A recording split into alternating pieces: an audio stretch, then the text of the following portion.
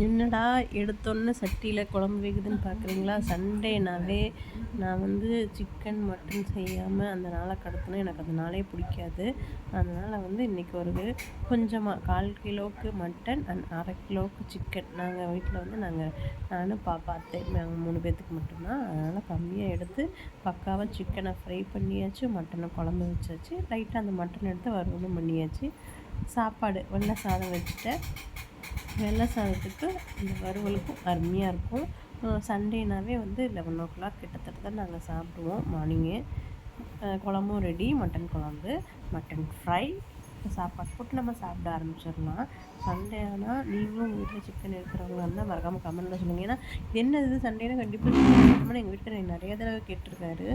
நம்ம தான் தப்பாக சொல்கிறோமா அப்படிங்கிற அளவுக்கு எனக்கு இருக்கும். என்ன மாதிரி நீங்களும் ஃபீல் பண்ணியிருக்கீங்க அப்படின்னு மறக்காமல் கமெண்ட்டில் சொல்லுங்கள். ஸோ எல்லாமே ரெடி. நெக்ஸ்ட் நாங்கள் சாப்பிட போகிறது தான் சிக்கன் கிரேவி.